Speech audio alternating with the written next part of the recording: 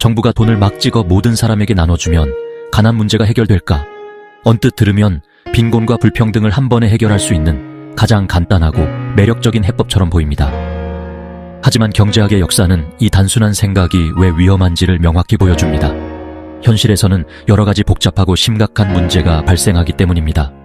먼저 경제의 기본 원리부터 살펴보겠습니다. 시중에 풀린 돈의 총량을 통화 공급이라고 합니다. 정부가 돈을 찍어 나눠주면 이 통화 공급이 급격히 늘어납니다. 갑자기 지갑이 두둑해진 사람들은 그동안 미뤄왔던 소비를 하거나 더 좋은 물건을 사려고 하겠죠. 즉, 상품과 서비스에 대한 수요가 폭발적으로 증가합니다. 문제는 여기서부터 시작됩니다. 우리 사회가 만들어낼 수 있는 상품과 서비스의 양, 즉 공급은 한정되어 있기 때문입니다. 공장을 하루아침에 2배로 늘리거나 숙련된 기술자를 갑자기 만들어낼 수는 없습니다. 예를 들어 시장에 인기 스마트폰이 100대만 공급된다고 가정해봅시다. 모든 사람의 소득이 2배로 늘어나면 이전에는 한 대만 사려던 사람도 여유가 생겨 2대를 사려 하거나 더 비싼 프리미엄 모델을 찾게 될 겁니다.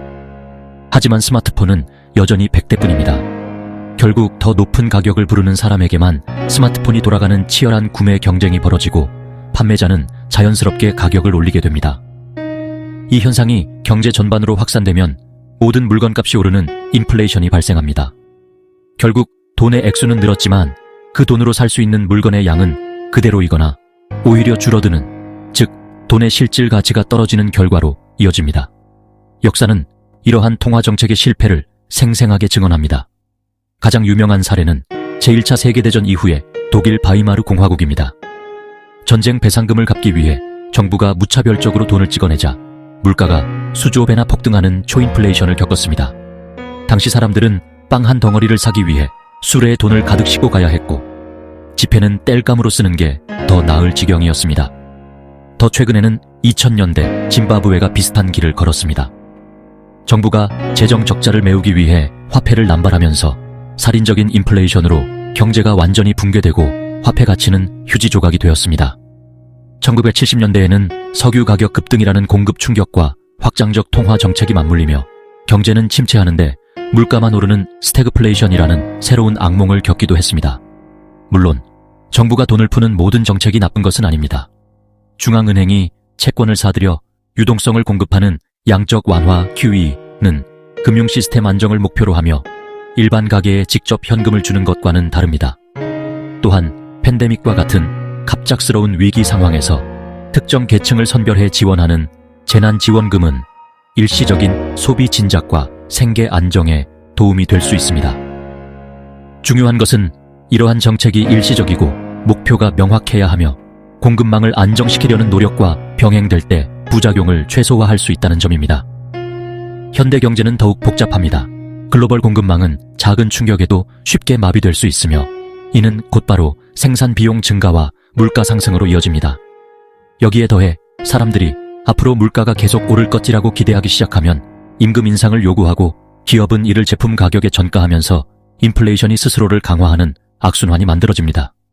이 때문에 단기적인 정치적 압력에 흔들리지 않고 장기적인 관점에서 통화 안정을 지킬 수 있는 중앙은행의 독립성이 무엇보다 중요합니다. 그렇다면 진정한 해결책은 무엇일까요?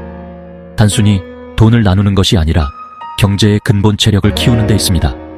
바로 생산성 향상입니다. 정부는 교육, 사회간접자본, 그리고 연구개발 R&D에 꾸준히 투자하여 기업들이 더 효율적으로 더 많은 가치를 창출할 수 있는 환경을 만들어야 합니다.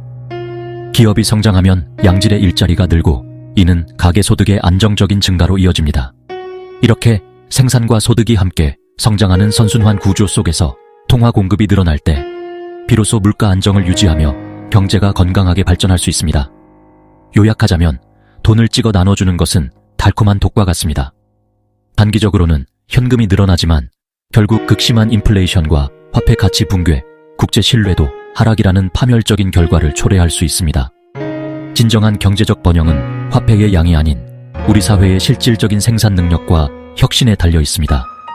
단기적인 현금 지원이 필요할 때도 있지만 그것이 장기적인 생산성 향상 투자를 대체해서는 안 됩니다. 지속 가능한 성장을 위해서는 단기적 지원과 장기적 투자 사이에 현명한 균형을 맞추는 정책적 지혜가 필요합니다.